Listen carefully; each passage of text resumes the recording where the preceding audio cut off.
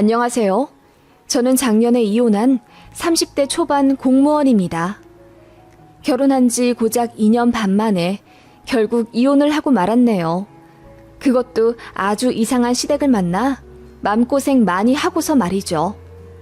솔직히 사기 결혼 당한 거나 마찬가지긴 한데 그래도 아기 갖기 전에 이혼하게 되어서 어떤 사람들은 조상신이 도왔다고 너무 잘 되었다고 하더라고요. 미혼 여러분들 정말 결혼 잘하셔야 합니다. 저 같은 케이스도 있다는 걸 알려드리기 위해 글을 한번 써봅니다. 저는 복지 쪽 공무원이고 전 남편은 식품 유통 사업하던 사람이었습니다. 아버지랑 같이 한다고 했고 연순 수익 1억에서 2억은 얻는다고 하더라고요. 집에 돈도 좀 있고 부모님이 부동산도 여러 개 갖고 계신다고 들었어요. 그 사람과 결혼한 게 꼭 돈 때문은 아니었죠. 제가 업무로 많이 힘들어해서 공황장애까지 왔었는데 그런 저를 많이 보듬어주던 사람이에요. 연애 2년 하면서 단 한 번도 저에게 실망 준 적 없고 정말 자상했던 사람이라 이런 사람이면 믿고 노후를 함께해도 되겠다 싶어 결혼한 겁니다. 시부모님도 참 괜찮으신 분들이었어요.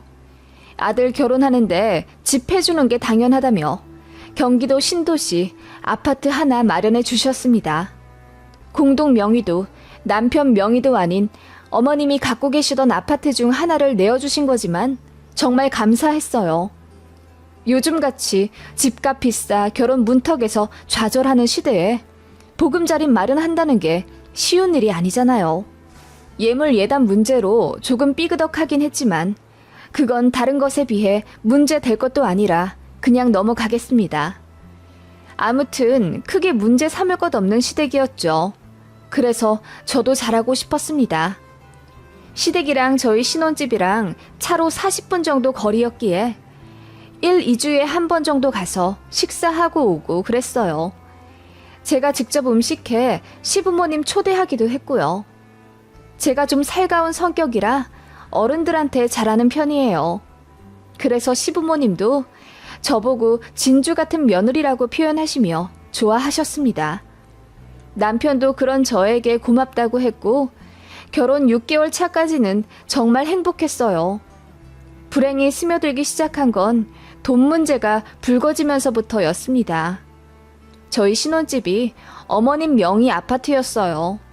그런데 저희 결혼하고 7개월쯤 되었을 무렵 어머님이 갑자기 그 아파트를 좀 팔아야겠다고 하시더라고요. 남편이 놀라서 왜 그러냐 물으니 네 아빠 이번에 천안에다 사업 벌린 게 잘 안 된 모양이야. 급한 불만 좀 꺼야 해서 그러니 아파트를 팔아야겠다. 니들은 그냥 그 집에 계속 살면 돼. 매매해서 전세로 바꿀 건데 내가 부동산에 잘 얘기해 둘게.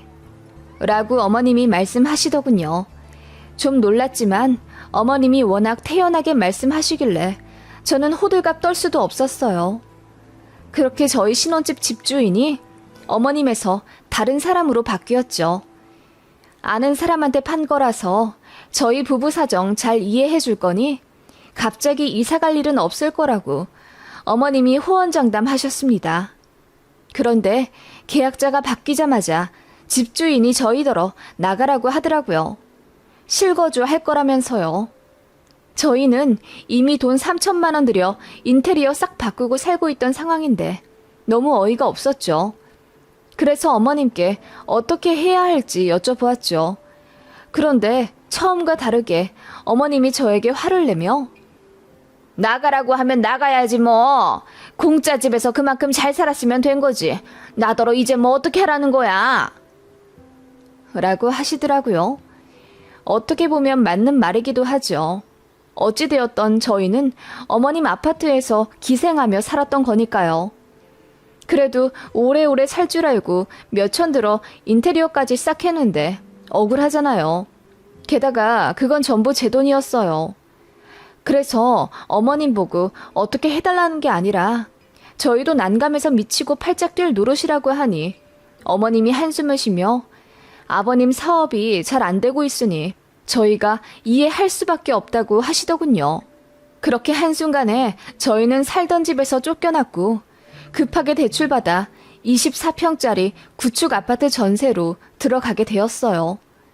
상황은 이해가 가지만 어머님 태도에 저도 상처를 받았습니다. 그래서 남편한테 시댁 관련 이야기 했다가 다투는 일이 많아졌어요. 남편은 처음엔 저에게 미안해 했다가 나중에는 그래서 뭐 나더러 어쩌라고. 엄마 말이 틀린 건 아니잖아. 우리 엄마 집에 얹혀 살았으면서 변수 생기면 감수할 줄 알아야지. 라며 화를 내더라고요. 시댁과 남편 모두 그렇게 저에게 뭐라고 하니 너무 화가 나면서도 한편으론 정말 제가 지금 속 좁게 행동하고 있는 건가 싶더라고요. 아마도 결혼한 지 1년도 안 된 시기에 일어난 일이라 저도 많이 혼란스러웠던 것 같습니다. 친정에 이야기했더니 부모님도 많이 황당해 하시고 또 화도 많이 내셨어요. 그런데 뭐 이왕 벌어진 일 자꾸 들춰봤자 서로 힘들기만 할 것 같으니 이번 한 번은 이해하고 넘어가자 하시더군요.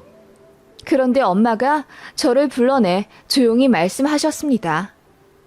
지영아, 결혼하고 3년간은 애기 갖지 마라. 그 말에 저는 엄마를 의아하게 바라보며 왜? 엄마 나보고 빨리 애기 가지라고 했잖아. 나 더 나이 들어서 출산하면 힘들다고. 잔말 말고 엄마 말 들어. 임신 최대한 미루고 조심해. 알았어? 엄마 말 꼭 명심해. 친정엄마는 그렇게 저더러 3년간 무슨 일이 있어도 피임을 하려며 신신당부를 하셨습니다. 지금 생각해보면 엄마의 촉은 정말 정확했죠. 아무튼 저는 친정엄마 말대로 최대한 임신을 안 하려고 노력했습니다. 그 와중에 남편은 자꾸 저에게 빨리 애기 갖자며 성화였고 시부모님도 사업상 급한 일 다 처리하고 나니 저에게 미안하다며 사과하시더군요. 그리고 아무렇지 않게 손주 얘기를 하시며 집안에 아기가 있어야 복이 들어오고 화목해진다고 저에게 임신을 재촉하시더군요. 그런데 그런 화기애애한 분위기도 잠시였네요. 신혼집 문제에 이어 또 다른 사건이 벌어졌어요. 아버님이 사업에 법적으로 문제가 생겨서 6개월 정도 영업 정지 처분을 받게 되었습니다. 그 일로 손해가 막심했어요. 아버님은 애써 태어난 척하며 다 수습할 수 있다고 하셨지만 어머님은 이번엔 표정이 심상치 않으시더라고요. 어쩌면 부동산 다 처분해야 할 수도 있다고 하시는데 저까지 마음 졸여지더군요. 저희 부모님은 두 분 다 공공기관 재직하시다 명예퇴직한 분들이시라 한평생 금전적으로 안정적인 집안이었습니다. 사고 싶은 것, 하고 싶은 거 다 하며 여유롭게 살진 못했지만 검소하게 돈 걱정 안 하며 살았습니다. 그런데 사업하는 집안은 정말 매일매일이 살얼음 길이더라고요. 친구 중 한 명이 저더러 사업하는 남자 만나지 말라고 했었는데 왜 그렇게 말렸는지 이제야 이해가 가더군요. 그래도 아버님도 워낙 잔뼈가 굵은 타입이셨고 시댁에서 가진 부동산도 시세 20억이 넘기 때문에 설마 망하진 않겠지 하는 믿음이 있었던 것 같아요. 남편도 아버님이랑 같이 일하면서 이해타산 빠르게 잘 꾸려나갔었거든요. 그래서 믿었는데 뭔가 잘못되기 시작한 건지 시부모님 얼굴에 그늘이 지기 시작했어요. 시댁이 영업정지 처분 받으면 제 남편도 월급을 못 받는 거예요. 정말 난감해서 어떻게 해야 할지 모르겠더라고요. 그런데 남편이 먼저 저에게 이야기하더군요. 우리 당분간 집에 용돈 좀 드리자. 200만 원 정도씩만 드리면 될 것 같아. 그 말에 제가 화들짝 놀라 시댁에 용돈을 드리자고? 200만 원씩이나? 내 월급이 200만 원 조금 넘는데 그럼 그걸 몽땅 다 드리면 우린 무슨 돈으로 생활해? 라고 했더니 남편이 그러더군요. 대출 받으면 되지. 공무원 좋다는 게 뭐야. 대출 잘 나오고 매달 꼬박꼬박 월급 들어오는 장점이 있잖아. 사업하는 집은 원래 좀 그래. 잘 될 때도 있는데 이렇게 어려워질 때도 있어. 그래도 이 고비 넘기면 돈 많이 벌 거야. 여보 힘든 거 나중에 다 갚아줄 테니까 조금만 이해해줘. 그 말에 저는 한숨밖에 안 나오더군요. 그래서 시댁 사업이 잘 풀릴 가능성은 확실하냐고 물으니 100%라고 하더군요. 예전에도 이런 일이 있었는데 잘 해결되었고 그 다음 연도에 3억 넘게 벌었다고 하더군요. 그래서 일단 6개월만 좀 시댁 도와주자고 하길래 한숨만 나왔지만 일단 알겠다고 했네요. 남편도 밤에 대리운전 뛰면서 알바하겠다고 했거든요. 시댁에 그렇게 용돈을 넣어드리니 어머님이 기다렸다는 듯 고마워. 일 잘 해결되면 다 갚아줄 테니까 너무 걱정 말고 알겠지? 라고 하시더군요. 그렇게 6개월 드리기로 한 200만 원은 어느새 220만 원, 250만 원씩 점점 불어나더군요. 어머님 아버님도 처음에는 고맙다 매번 얘기해 주시더니 나중에는 당연하다는 듯 받으시고 또 날짜 늦어지기라도 하면 재촉을 엄청 하셨어요. 그렇게 저는 전세 대출 이자와 매달 시댁에 들어가는 돈 그리고 생활비로 허덕여 지내게 되었습니다.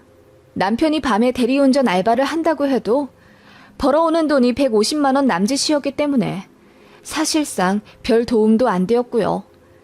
살면 살수록 눈덩이처럼 불어나는 빚을 처음으로 겪어봐서 저는 가슴이 매일 뛰는 불안장애를 겪게 되었어요. 가뜩이나 업무가 힘들어 예전에 정신과도 다닌 적이 있는데 결혼 생활마저 안정적이란 생각이 못 드니 마음이 많이 힘들어지더라고요. 그래서 한동안 끊었던 약을 다시 먹게 되었습니다. 남편도 많이 미안해했어요. 본인도 어쩔 수가 없는 상황에 답답해하는 게 느껴져서 저도 뭐라 원망을 못하겠더라고요.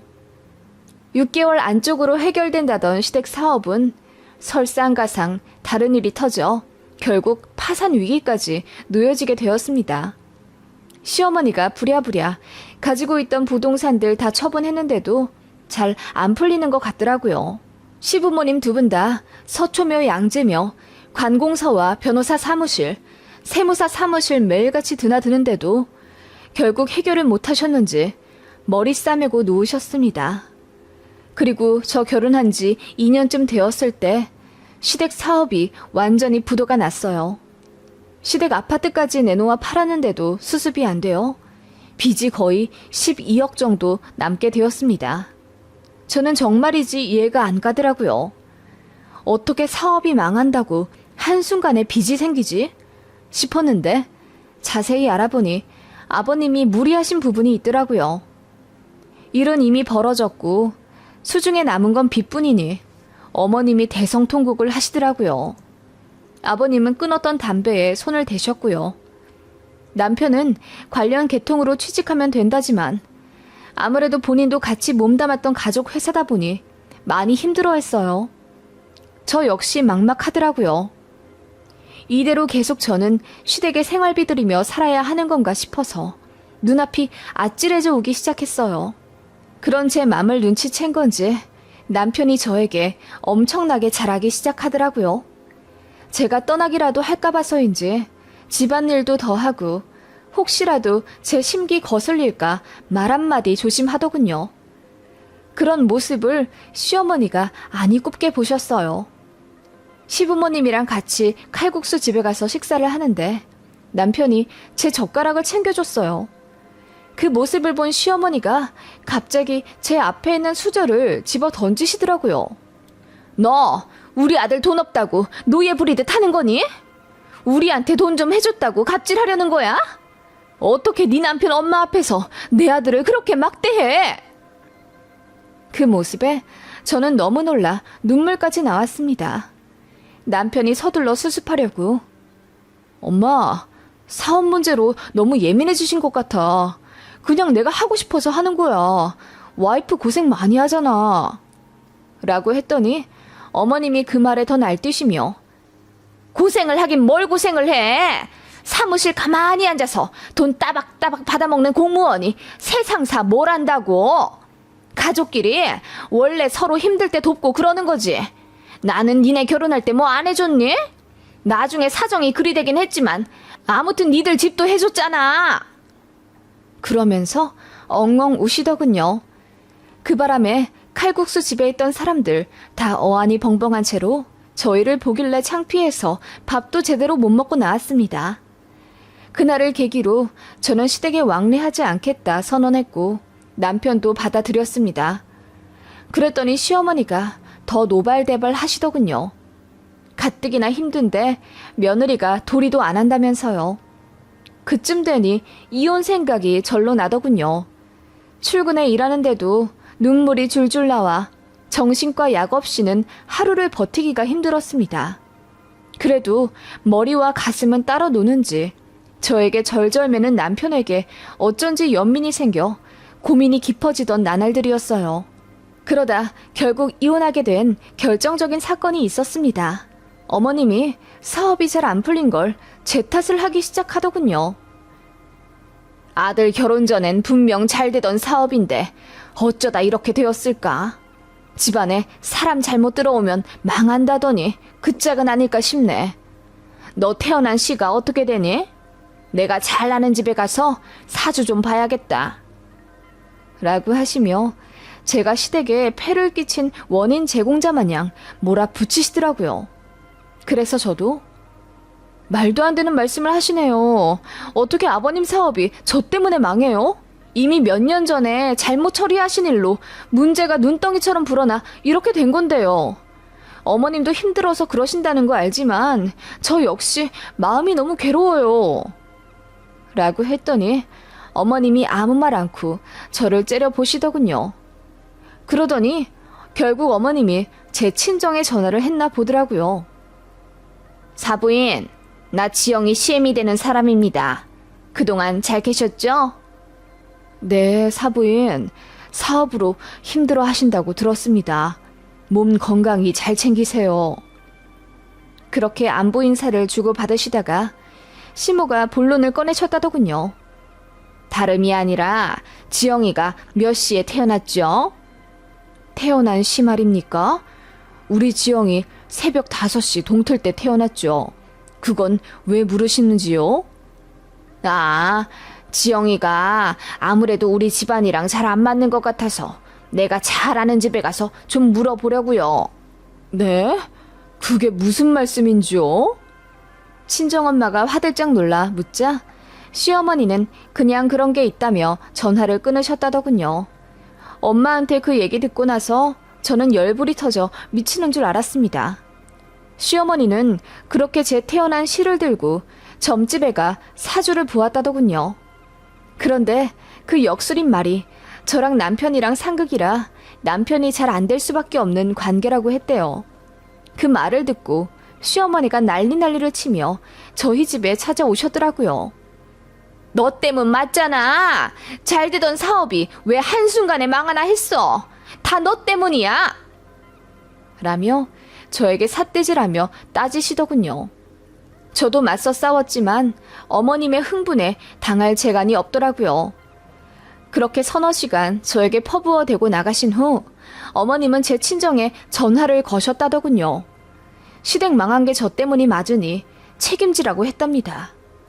친정엄마가 그게 무슨 말도 안 되는 소리냐며 황당해 하니까 시어머니가 엉망진창 사주를 가진 딸을 보냈으면 책임을 지라고 했다는 거예요. 지영이 때문이니까 사부인도 책임의식을 가지셔야죠. 그 소리에 친정엄마가 벼락같이 소리를 지르며 오래 살다 보니 별 미친 소리를 다 듣겠네. 이봐요. 그 말 그대로 법원 가서 판사 앞에서 한번 해보시죠.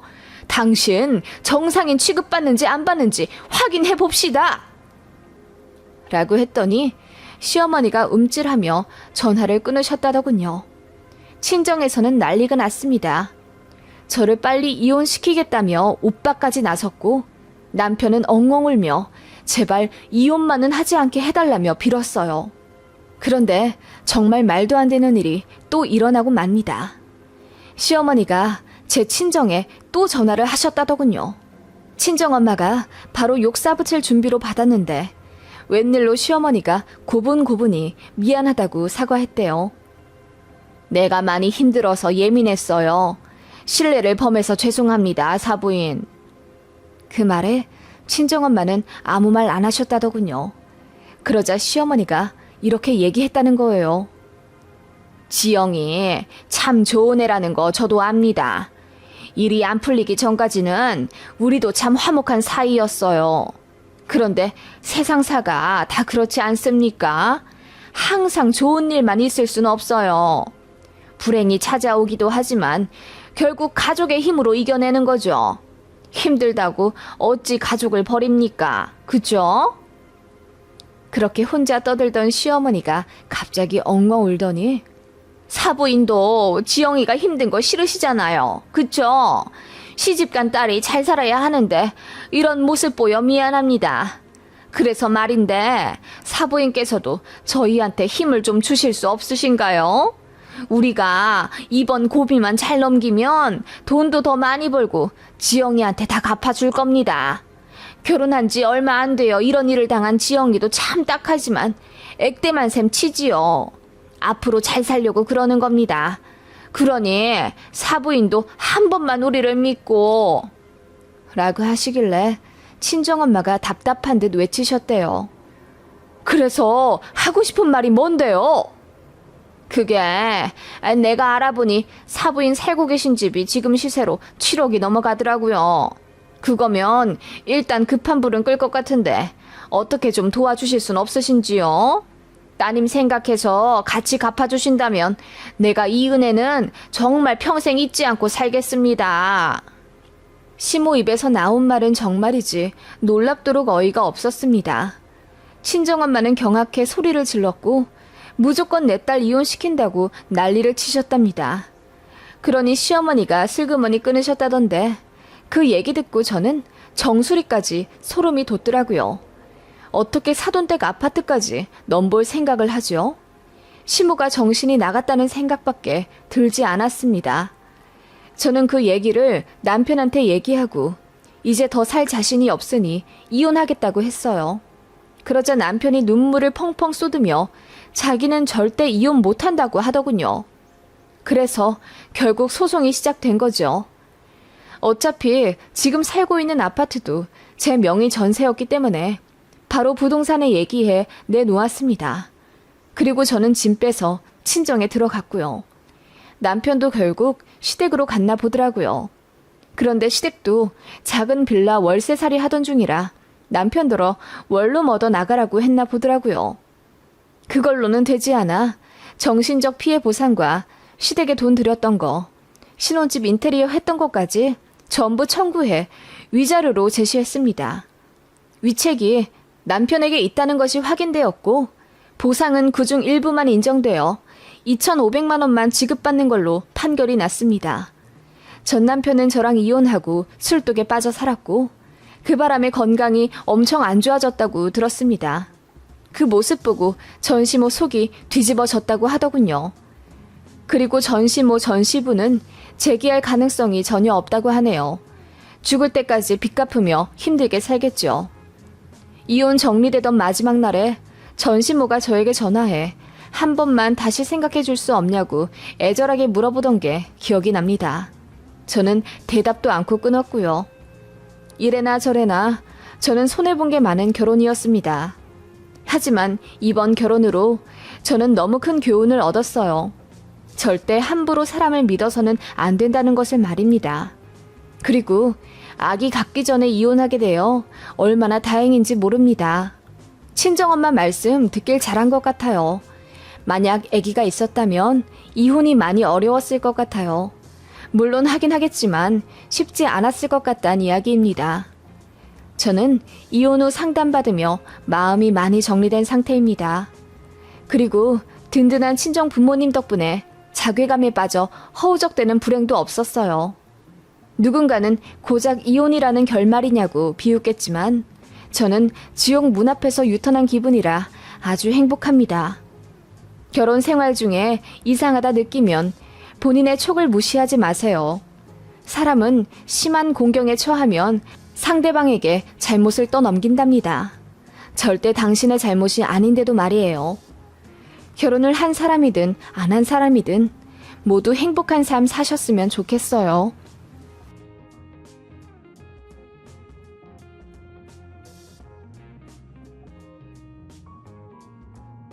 안녕하세요.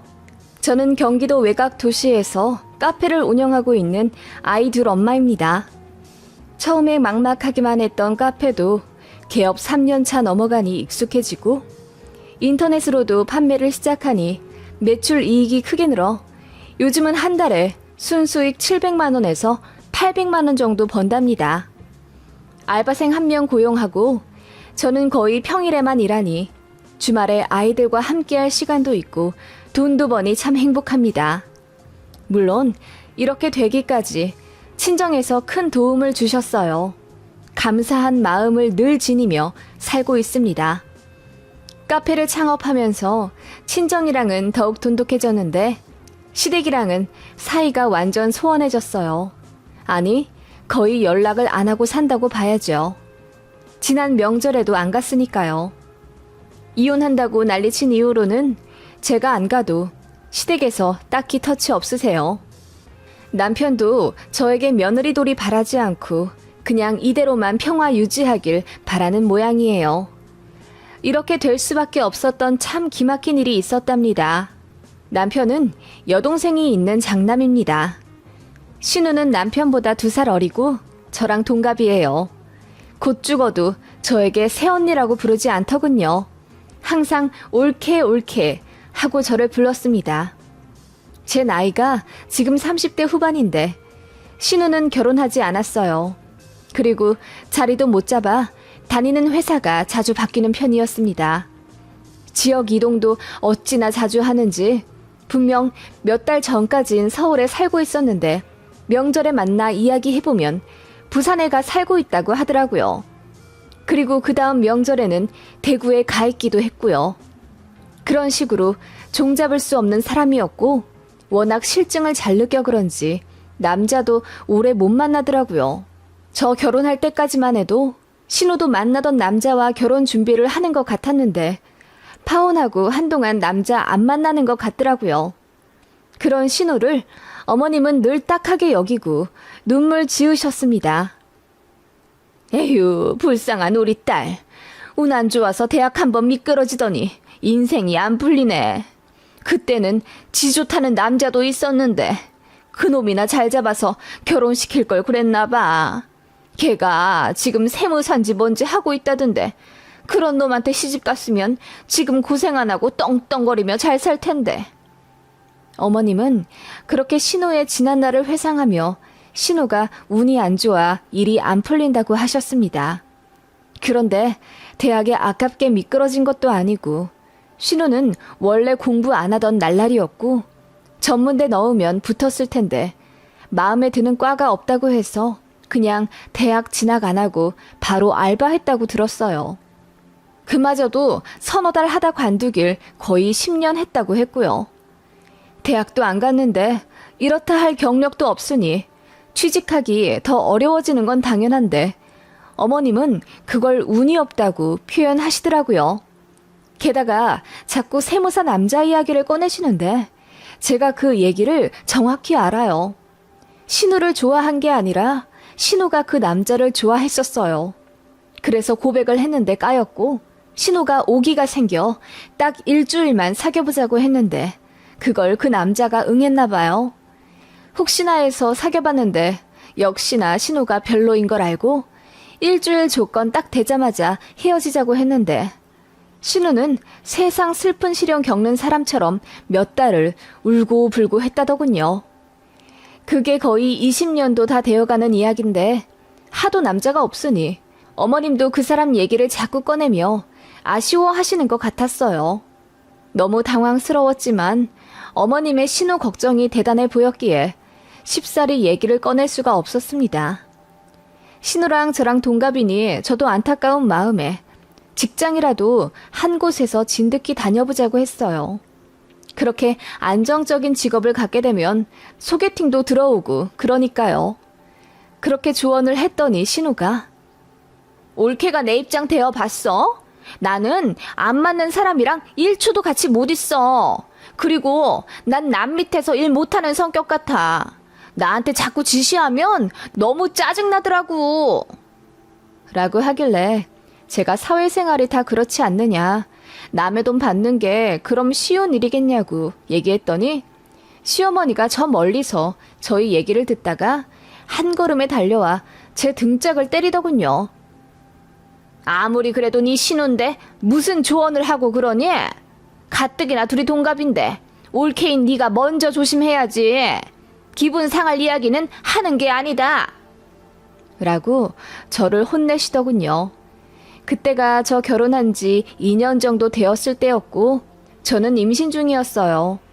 뱃속에 아이도 있는데 신우한테 사회생활 조언했다는 이유로 등짝 맞으니 세상 서럽더라고요. 남편도 그 얘기 듣고 화가 나서 시부모님한테 대들고 싸웠다가 한 1년 시댁이랑 왕래 안 한 적 있습니다. 아예 안 보고 살 거라고 큰 소리 뻥뻥 치시더니 제가 아이 낳으니 손주 보고 싶어서 슬그머니 연락하시더라고요. 아무튼 그런 시댁이라 제가 정이 붙을 수가 없었습니다. 그리고 신우 때문에 자꾸 시댁에 돈을 들이게 되었어요. 참고로 시댁은 지방에 있는 현재 시세 1억 2천짜리 작은 아파트 하나와 아버님 연금으로 노후 준비를 끝내신 상태이고 아버님 연금이 그리 많지 않기 때문에 어머님도 환갑 다 되실 때까지 일을 쉬지 못하고 부업하시며 돈을 버셨어요. 아마 어머님마저 일 관두시면 두 분이 연금으로 사셔야 하는데 200만 원도 안 되기 때문에 많이 아끼셔야 하거든요. 그런데 어느 순간부터 매번 돈 없다 타령을 하시더라고요. 이상해서 자세히 여쭤보니 신우한테 월 70만 원씩 준다 하시는 거예요. 다 큰 성인한테 왜 아직도 용돈을, 그것도 70만 원이나 주냐고 남편이 물으니 신우가 꽤 오래전부터 일을 못하고 있는 상태라고 하더군요. 그때가 저는 둘째 아이까지 낳은 35살이었고요. 남편도 듣다 못해 답답해서 신우한테 직접 연락해 일 좀 하라고 잔소리 하더군요. 참고로 저희 결혼할 때 예단 문제 때문에 신우랑 남편이랑 크게 싸워서 사이가 별로 안 좋습니다. 양가에서 1원도 지원 안 받고 결혼하기로 합의한 상태였고 당연히 예물 예단도 다 생략하기로 결정했습니다. 둘 다 돈이 많지 않기 때문에 신혼집에 영혼까지 다 쏟아 부어야 했거든요. 그런데 신우가 아무리 그래도 자기는 가방 하나는 받아야겠다며 난리를 쳤어요. 저는 말도 안 된다고 했죠. 돈 아끼려고 양가 부모님들한테도 뭐 안 드리고 저도 예물 예단 안 받고 결혼하는데 신우가 뭔데 가방을 받겠다고 난리인지요. 남편도 생각이 저랑 같았던지라 신우한테 말도 안 되는 소리 하지 말라고 했어요. 그랬더니 신우가 제 남편더러 벌써부터 여자한테 잡혀 살면 어떻게 하냐며 선 넘는 소리를 했더라고요. 그 바람에 남매 싸움이 심하게 났고 남편이 그 이후로 결혼 생활 내내 신우한테 개인적으로 연락 안 했어요. 그런데 신우가 일도 안 하고 연금 받는 부모님한테 돈 탔으니 이건 안 되겠다 싶어 남편이 오빠로서 개입을 한 거죠. 그런데 이번엔 어머님이 나서서 신우 쉴드를 치시더라고요. 네 동생이 이렇게 살고 싶어서 사니? 일도 안 풀리는데 어떻게 해 그럼? 2년 맞는 마땅한 회사가 없으니까 자꾸 관두는 것 아냐. 너는 오빠로서 네 동생한테 실질적으로 도움 준 적이 있기나 해? 용돈을 한번 줘봤어? 회사를 소개시켜줘봤어? 그 말에 남편이 다 큰 동생 용돈을 왜 주고 지 앞가림은 자기가 알아서 해야지 왜 자기가 취직을 시켜줘야 하냐며 따졌죠. 어머님은 울면서 그러셨어요. 네 동생 아무래도 앞으로도 결혼을 못할 것 같고 마땅한데 취직도 못할 것 같은데 니들 부부가 좀 걷어주고 살아야 할 판이다. 우리가 살면 얼마나 살겠니? 앞으로 20년을 살지 10년을 살지 모르는 일인데 제발 네 동생 좀 불쌍하게 생각해주고 잘해주면 안 되겠니? 정말 기가 차더라고요. 미성년자도 아니고 본인이 그렇게 살아온 삶을 저희더러 어쩌라는 건지. 저도 회사 다니는 거 쉽지 않았어요. 복지 좋은 대기업이나 공무원도 아니라서 아이 둘 낳고 육아휴직 눈치 보고 써가며 사무실 제자리 지키는 거 너무 힘들었다고요. 그런데 저는 쉽게 사는 줄 아시는지 자꾸만 저와 신우를 비교하며 쟤는 운 좋아서 편한 직장에서 오래 버틴 데다 남편도 있고 애도 둘이나 낳아 어엿하게 가정 이뤘으니 나중에 효도받으며 편하게 살겠네. 난 우리 딸만 생각하면 마음이 아파서 밥도 안 넘어간다. 라고 하시는데 정말 황당하더라고요. 그래서 시댁이랑은 웬만하면 한 끼 이상 안 먹고 시간을 오래 안 보냈어요.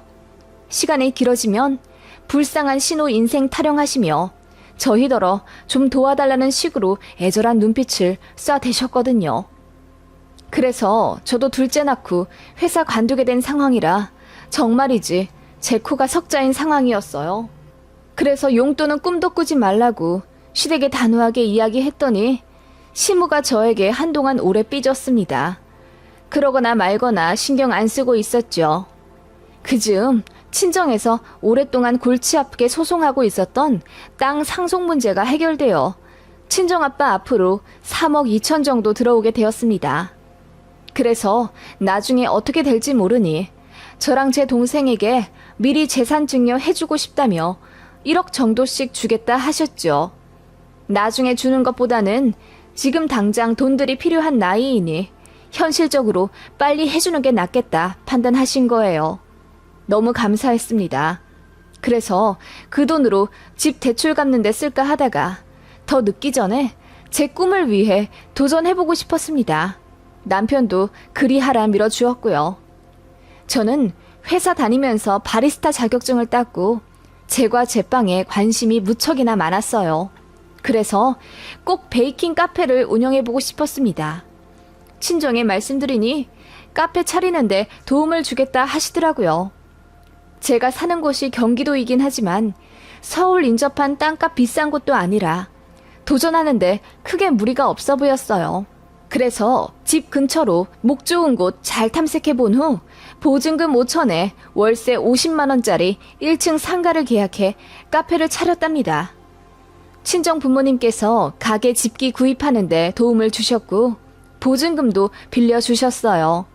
그래서 도합 8천 후반 도와주셨네요. 너무 감사했어요.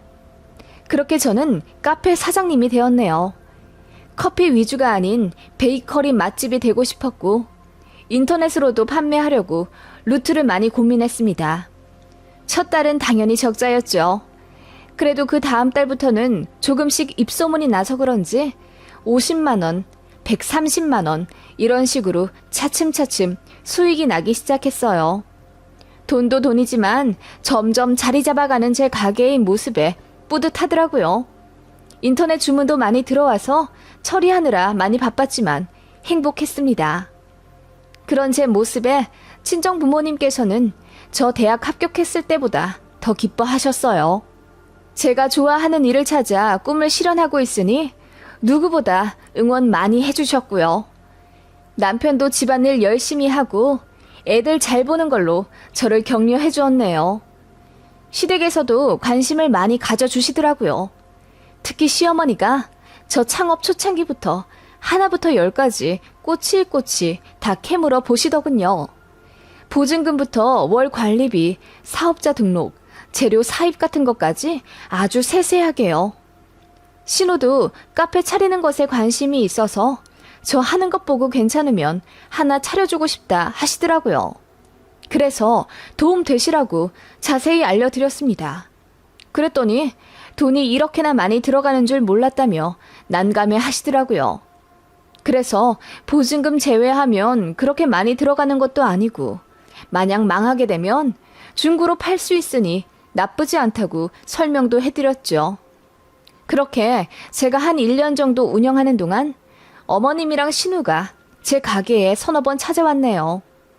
신우는 처음엔 제 가게 들어오면서 입을 대빨 내밀고는 어머, 올케가 이런 재주가 있는 줄은 몰랐네. 돈을 벌긴 벌어? 괜히 일 벌렸다가 망하면 우리 오빠만 고생인 거지. 올케가 좀 잘해야겠어.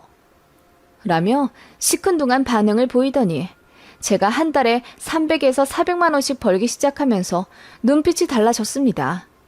제가 돈을 잘 버는 것 같아 보이니 제 가게에서 하루만 알바하게 해달라고 조른다거나 제 매출 기록표를 보여달라고 떼쓰곤 했습니다. 그래서 딱 잘라 싫다고 했더니 기분 나쁜지 그 이후로는 저한테 연락 안 했지만 시어머니 통해서 이런 부탁을 하더군요. 애미야, 가게 출근은 잘했냐? 다름이 아니라 네 신우 부탁이 있어서 전화를 좀 했다. 들어주면 좋겠구나. 네? 네, 어머님, 무슨 일이신데요? 들어줄 수 있지? 어머님, 들어봐야 알죠. 얘기 먼저 해주세요. 그러자 어머님은 잠시 뜸을 들이더니 입을 여시더군요. 네 신우를 알바로 고용해줄 순 없겠니? 평일에 말이다. 너도 점점 바빠지는데 일손 부족하지? 이럴 때 가족끼리 서로 도우면 좋지. 우리 딸도 돈 좀 벌어야 하는데 곧 죽어도 회사는 나가기 싫다 하는데 네 가게에서 알바하면서 카페 일 좀 배워보는 게 좋을 것 같아서. 어머님, 저는 가족끼리 같이 일하고 싶지 않아요. 그리고 아직은 알바 안 써도 되고요. 그리고 아가씨 집이랑 여기는 꽤 먼데 출퇴근은 어떻게 하려고 알바를 한다는 거예요? 니들 집에서 다니면 되지. 평일에만 있다가 주말에 집에 내려오고. 네? 그건 절대 안 되죠. 제가 놀라서 딱 잘라 거절했습니다. 제 귀를 의심했어요. 알바하는 건 둘째치고 저희 집에 들어와 합가를 하겠다니요. 사이가 좋은 신호도 아닌데 너무 어이가 없었습니다. 제가 단칼에 거절하니 어머님이 서운하다며 생각이라도 해보지 그러냐 하더군요. 저는 무조건 싫다고 했습니다. 그랬더니 알겠다 하셨는데 며칠 뒤에 또 연락하시더군요. 그때는 남편 시켜 대신 전화받게 했습니다. 남편이 더 길길이 날뛰며 그게 무슨 망언이냐고 화를 내더라고요. 다신 얘기 꺼내지 말라고 하고 전화 끊는 것까지 봤는데 그 다음 주에 대박 사건이 터졌습니다. 오픈 준비하고 있는데 누군가 씩씩거리며 들어오더라고요. 그래서 놀라 나가보니 시어머니랑 신우였습니다. 무슨 일이세요? 연락도 없이 이 아침부터 갑자기. 그러자 신우가 대뜸 소리 지르더군요. 네가 그렇게 잘났어? 어떻게 우리 엄마한테 그렇게 싸가지 없이 행동할 수 있어? 우리 엄마도 그런 부탁한 거 쉽지 않았어. 좀 좋게 이야기해주면 어디가 덧나냐? 내가 싸가지 없었다고요? 지금 아가씨 행동은 싸가지 있는 거고요? 저도 같이 맞서 싸우니 신우가 움찔하더군요. 그때 시모가 나서더니 얘가 틀린 말 했니? 너 우리 아들 조종했지? 대체 내 아들한테 뭐라고 얘기를 했길래 걔가 그렇게 화를 내? 그리고 너희도 참 웃기다. 남도 아니고 여동생인데 좀 짠하게 생각하고 걷어주면 어디가 덧나? 그리고 넌 어떻게 너만 생각하냐? 라고 하시는데 정말 어이가 없더군요. 조종이요?